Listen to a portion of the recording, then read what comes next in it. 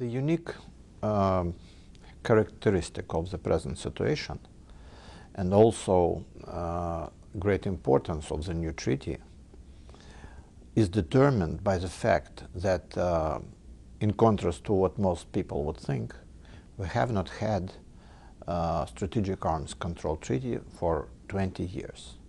The last treaty that was signed, ratified, and duly implemented was START I Treaty, which was signed in 1991 and which expired last year in December. There were attempts to have new, more radical treaties, START II, START III in the 90s, Strategic Offensive Reduction Treaty in 2002, but neither of those were duly ratified or implemented.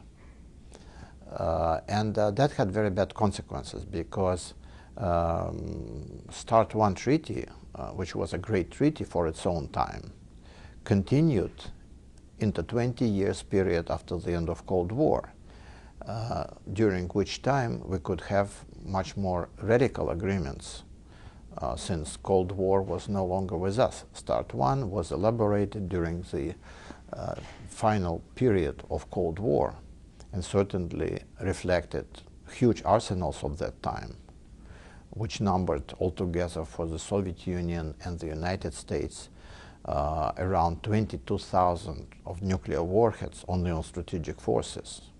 And START I implied certain reductions, quite important reductions, but still from very high levels.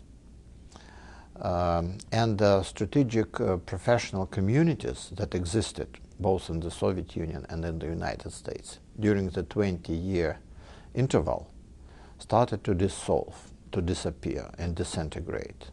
When I talk about strategic community, I talk first of all about public interest and professional communities in think tanks, in professional mass media, which started to lose interest in strategic arms control, and professional diplomats, military engineers, experts on economics of strategic weapons, experts on the previous history of, and participants in the previous history of negotiations. All that was almost completely lost by the time President Obama and President Medvedev acquired office and decided to continue the process of legally binding strategic arms reduction talks and agreements. So now, from this point of view, this is a great event, because we are coming back on track. In particular, the detrimental effect was done by the 8 years of Republican administration, which took position that we no longer need arms reduction treaties after the end of Cold War, because we are not enemies any longer, and we do not need to negotiate strategic arms reduction. By the end of this of that administration, we had really no new arms control treaties, and we almost became enemies once again. So the experience proved total fallacy of that position, and we are now trying to restore the consistent framework of our arms control cooperation and interaction, designed to bring us away from mutual assured destruction type of relationship.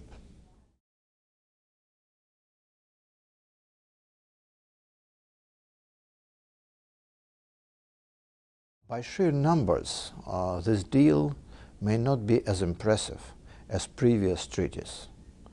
START I envisioned, during 7-year implementation time, elimination of 4,000 to 6,000 of nuclear warheads for each side. So altogether, almost 10,000 nuclear warheads. 500 to 600 of missiles and bombers. The new treaty does not envision such radical reductions. The reduction in warhead numbers will be about 30%, and in actual numbers will be a few hundred. Reduction in delivery systems will be still less big. However, Start 1 expired, and Start 1 departed from much higher levels. The new treaty departs from much lower levels. In spite of the failure to agree on new treaties after Start 1, both sides, in parallel, unilaterally, went with gradual reduction of their strategic forces. So, in contrast to Start 1, which departed from very high levels, 10,000 nuclear warheads for the Soviet Union, 12,000 nuclear warheads for Russia, down to 6,000 warheads, which was the ceiling by Start 1. The new START, which is a replacement START, which is a treaty which will replace Start 1 that expired last year on the 5th of December, departs from levels of about 2,200, 2,300 warheads for each of the two sides, Russia and the United States, and brings the level down to about 1,500 warheads, for warheads. The number of delivery vehicles, missiles, bombers, will be brought down to about 700 to 800 for each side, which will be a reduction of maybe 100 or less. So the sheer magnitude of the weapons to be destroyed is less impressive than that of Start 1. But the departing point is much lower. I personally think that both sides should go deeper than that, but taking into account the facts which I mentioned initially, that a lot of time was lost, that strategic communities disintegrated in both countries. We had to start anew, to organize from scratch new groups of people who would professionally deal with new treaty.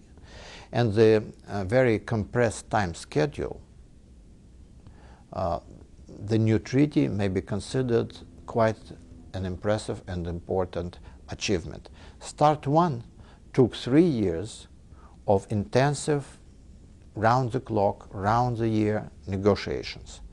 And if you take into account preliminary consultations, which actually started talks on Start 1, and which started before that, then I would say 10 years of negotiations to achieve Start 1. And here, the new treaty was achieved in less than 1 year. And the intensive negotiations with delegations sitting all the time in Geneva only continued for a few months. So it's a great achievement if you take into account enormous complexity of such treaties. Just to give you an illustration, Start 1 treaty occupies 500 pages of small print text. If you include the treaty and all the protocols and additional documents, which are no less important than the treaty. Actually, they are more important than the treaty, because the treaty covers the general framework, but the devil is in details, and all those additional documents explain what is meant by this article, by that article, by this definition, by that definition. So that's a very complicated thing, extremely technical in its nature. So it was a great achievement of both negotiating teams, headed by Carnegie alumni Rose Gottemöller and by a relatively young but very bright diplomat, Anatoly Antonov, on Russian side, the head of the department in Foreign Ministry, which is responsible for negotiations and treaties. And I think that a lot of tribute should be paid to their successful effort.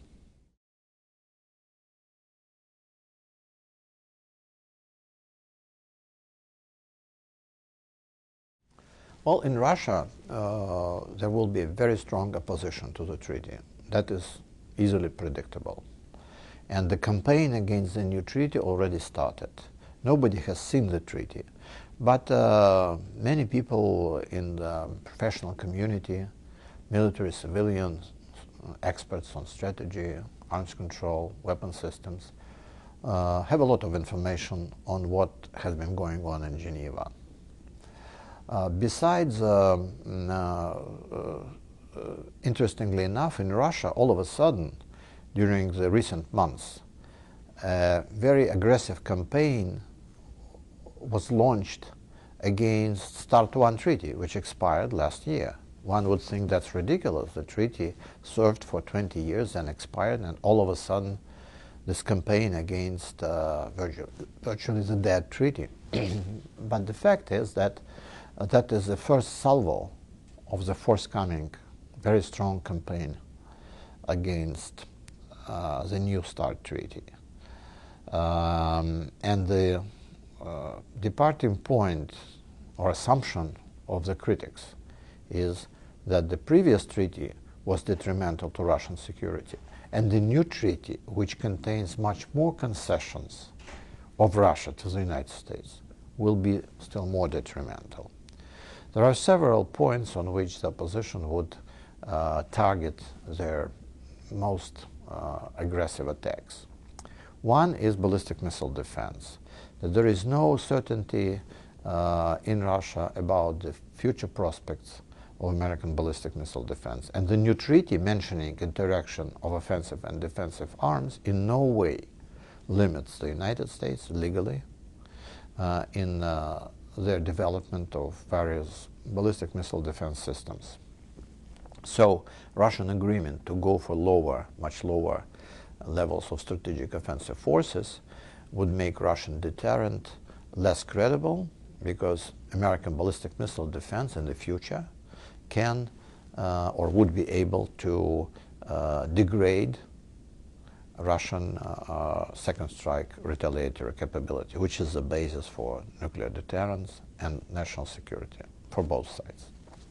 Second point of criticism would be that the new counting rules discount a lot of weapon systems that could really add to American strategic offensive nuclear power. First of all, in contrast to START 1, which counted each bomber as one delivery system carrying 10 or more warheads, depending on whether that was a bomber with cruise missiles and with the different number of cruise missiles. The new treaty apparently counts each bomber as one delivery system and one warhead. So it would easily fit under the ceiling of 1,550 and 700. However, in fact, each bomber does not carry one nuclear weapon, but may carry 10 or 14 or even 20 cruise missiles and gravity bombs. That would be another point of criticism.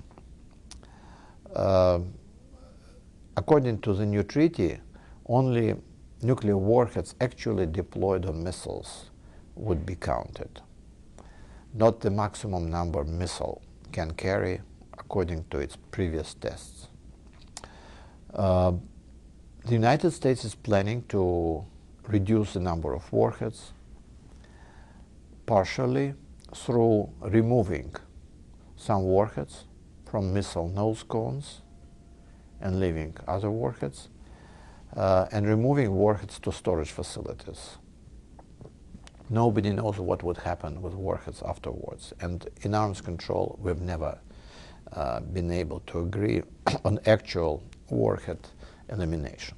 They were just taken off from delivery systems and stored. But in the past, many delivery systems were dismantled.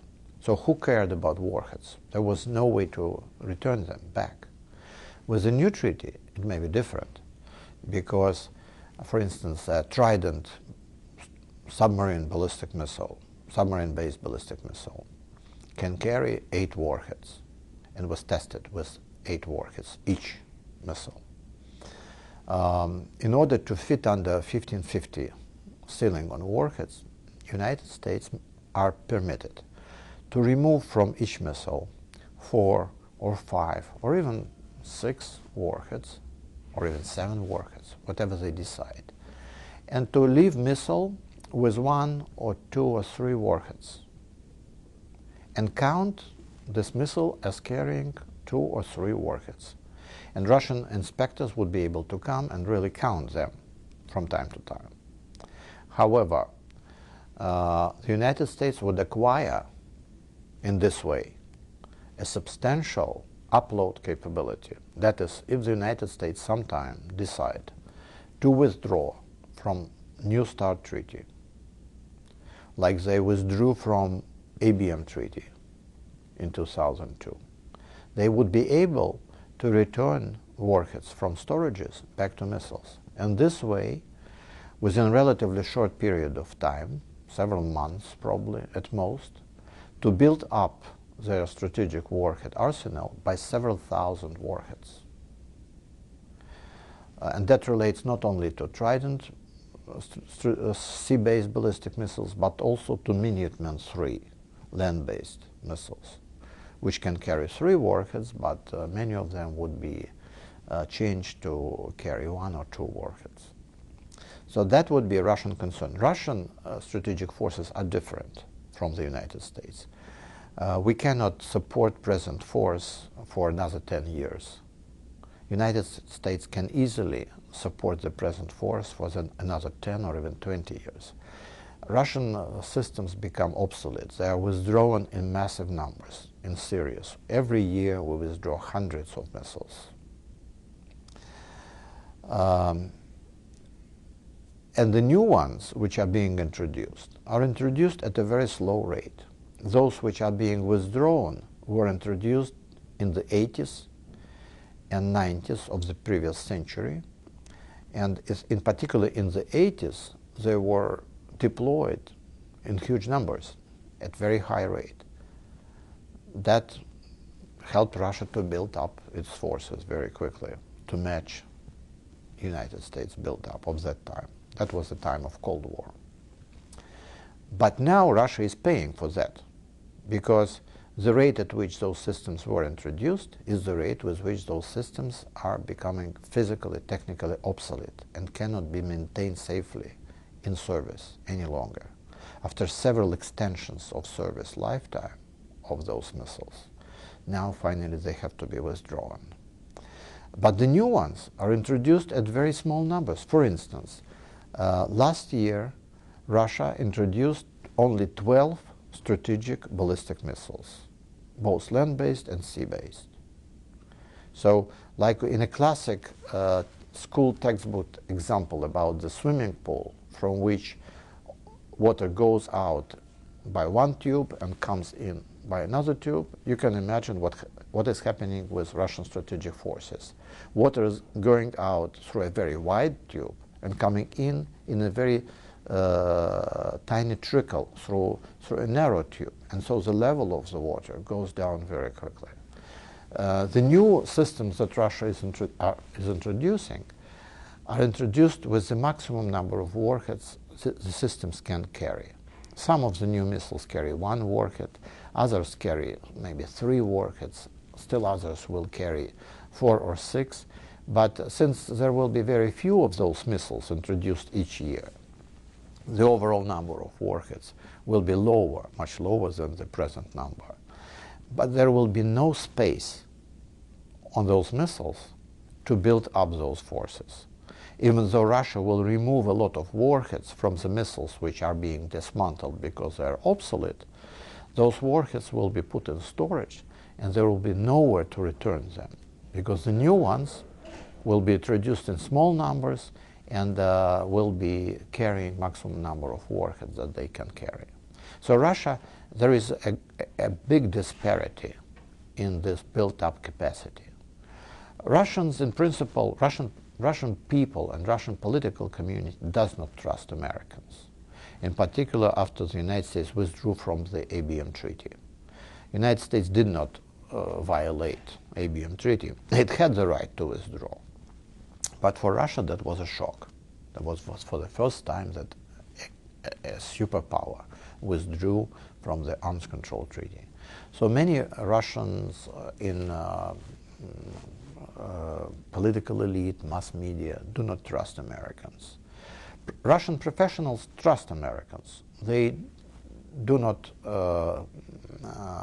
think that Americans would cheat and would tacitly deploy warheads back from storages to their missiles. But they are afraid that at some point, for some reason, Americans may formally withdraw yet again from start new treaty,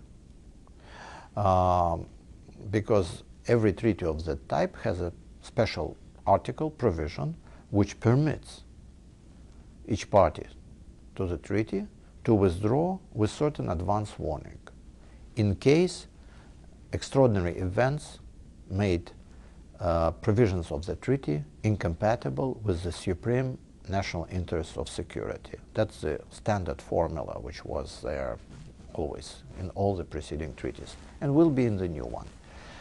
In that case, it would take Russia many years to mobilize its industrial capacity and to build up its forces, because building submarines, bombers, missiles is a very expensive and long enterprise. But returning warheads from storages to missiles is very different. And Americans would acquire superiority, double or triple superiority. That's what Russians are concerned about. What kind of event could trigger such American reaction? For instance, if China embarks on a crash missile build-up, China can easily, if it takes political decision to do so, in 10 years it could easily deploy as much as 1,000 nuclear warheads on its strategic missiles. Presently, their strategic missile force counts only several dozen of nuclear warheads. But Chinese industrial capacity, big defense budget, may permit China to very quickly deploy new ground mobile missiles, which they call Dunfan 41, with multiple warheads, and reach a very high level of their strategic forces. And many Russian experts believe that this is the principal reason why the United States insist on retaining this upload capacity. Because with China, it's very uncertain. China does not provide any information on its existing forces or future forces, and you can only guess. But it's not excluded that for some reason China might embark on a crash missile buildup. But for Russia, the things would not be easier, even if Americans have good reason to withdraw from the treaty, because Russia would face then a double danger, one from China, another from the United States. And that is a matter of serious concern. And the last point of criticism, which is easily predictable, will be that another part of reductions in the United States will be implemented through converting some strategic nuclear weapons into strategic long-range conventional weapons. That's missiles will carry conventional rather than nuclear warhead, but with precision guidance systems, in particular relying on space intelligence, navigation, and targeting. And for Russia, that presents a danger which is considered to be now a growing new danger. Expansion of American conventional long-range precision-guided systems that could theoretically deliver a disarming strike on Russian command and control targets, strategic weapon targets with precision-guided systems, including the silo-based missiles and the mobile missiles and submarines at base and bombers at airfields, without nuclear weapons, which would put Russia against a terrible dilemma to respond with surviving nuclear forces and invite nuclear retaliation from American nuclear strategic force, or to recognize defeat and do nothing and let Americans disarm itself with conventional counterforce strike. Counterforce is a term to describe strike which is delivered against strategic forces of the other side to disarm it. Of course, it's very hypothetical, and very few Russians, even on conservative side of the Russian strategic community, very few believe that this is a real threat, that Americans might really go for it. But the very fact that Americans would have such capability may very negatively affect Russian security. They are afraid that Americans would conduct position of strength policy towards Russia, apply pressure on Russia, try to extract additional concessions from Russia in international affairs, and Russia would feel very vulnerable and would be willing to go for such concessions. And the new treaty does not really take this into account.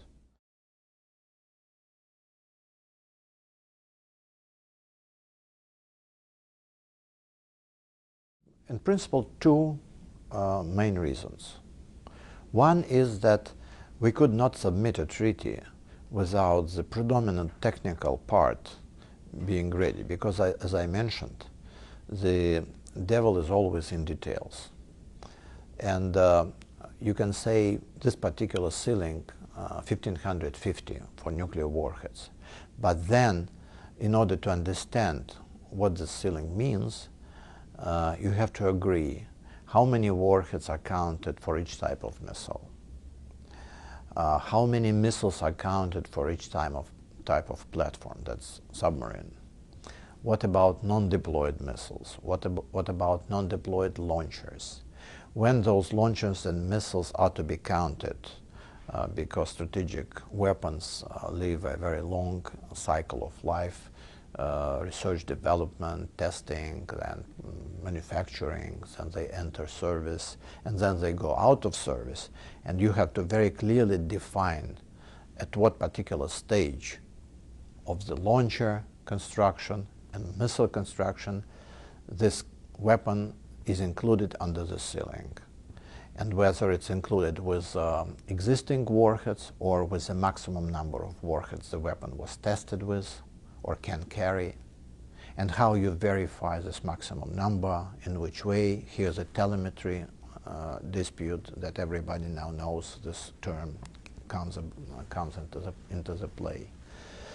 And also, when you discount this weapon, what has to be done to the launcher and delivery system and warhead to take it out of the list and not consider it any longer. So I'm telling all this just to illustrate how technically complex this thing is.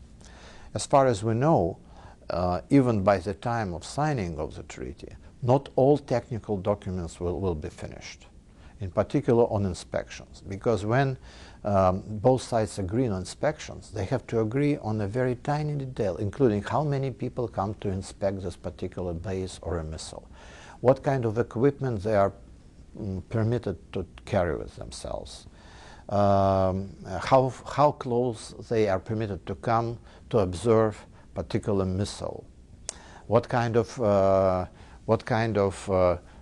shelter may be used to protect secret parts of the warhead and to permit the inspectors to count the number of warheads. All these tiny details are to be included, and for how many days they come, how many days in advance they appeal for the right to come for an inspection, how many times a year, and so on and so forth.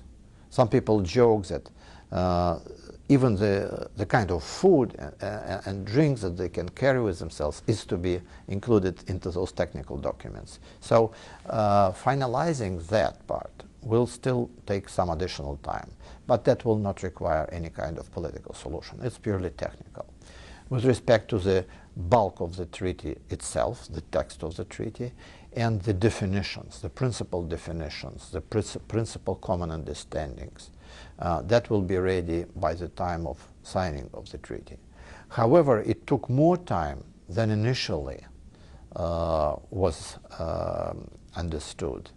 And that's why the two sides were not ready to present all these documents by December the 5th, 2009, when Start 1 expired. And it's good that they were not in a rush, because they could commit a lot of mistakes if they were in a rush to finalize everything by a certain date.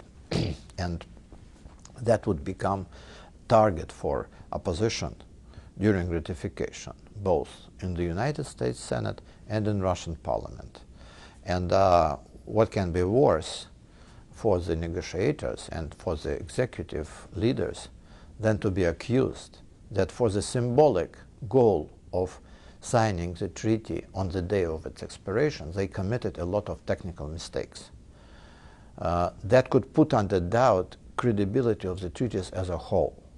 So that was understandable. But the second problem was that both sides still disagree on some important political issue, and that is interaction between strategic offensive weapons reductions and ballistic missile defense. Russia is concerned about American ballistic missile defense program. It insisted on the treaty referring to this problem.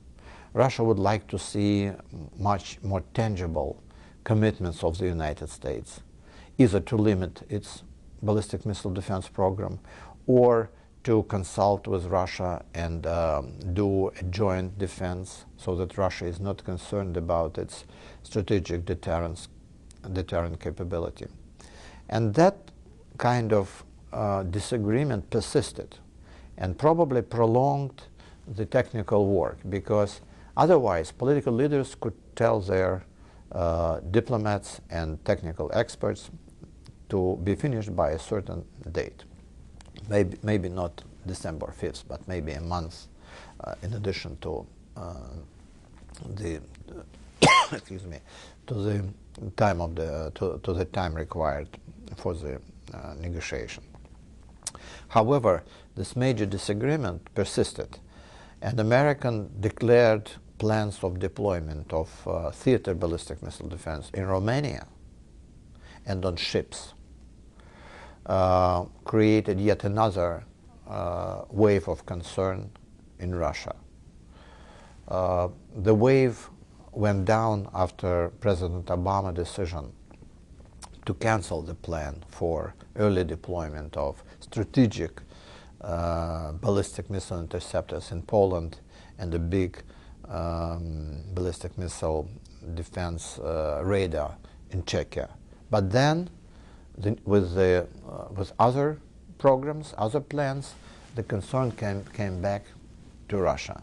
And so Russian leaders did not give this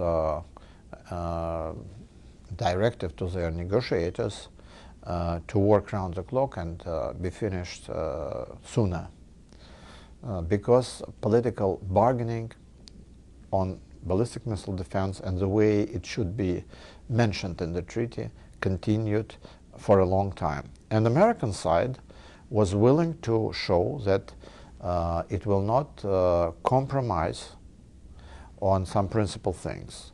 And since that was a treaty on offensive strategic arms, American side considered it sufficient to agree to just mentioning that there exists interaction between offensive and defensive weapon systems, which logically should be taken into account with further negotiations and whenever further reductions are being discussed. And so it probably prolonged the work additionally, not because that thing was negotiated in Geneva, but because both sides were engaged in some political maneuvering, and they were not rushing their negotiators in Geneva to do the job sooner. But eventually, apparently, both sides came to realize that the compromise was sufficient and was acceptable to both sides, and the work was finished.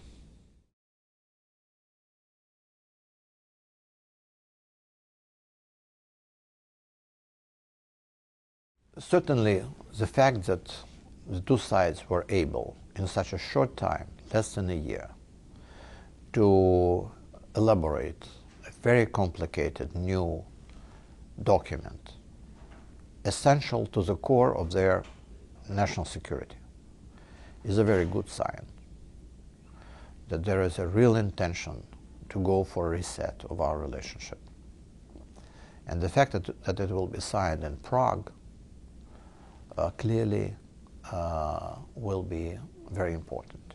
But it will not be the last step of resetting our relations. Rather, it will be the first step. And after that, a lot will depend on how ratification goes on, how strong and argumentative and tough position of the executive branch in both countries meets the attacks of the opposition. A lot will depend on whether the debates will serve to prove that Russia and the United States have a very important common interest in nuclear disarmament, which would permit both countries to cooperate more effectively on fighting international terrorism and nuclear proliferation in the world, or whether such debates go on and on and on and turn into a killing ground for Russian-American relations. That also cannot be excluded. That is very important. So I would appeal to both presidents and to Vice President in the United States and Prime Minister in Russia to keep it under very close control and not to get distracted by other things, because this story is not ended, it only starts. And it's very important for them to invest maximum political resources and efforts and time and make all their subordinates in the executive branch to do the same, in order to make the ratification process another step of positive resetting of our relations, rather than the period of undercutting our relations and creating another wave of mutual recriminations and suspicions and criticism and accusation. That's very important that the leaders of the two countries do not think that this is over.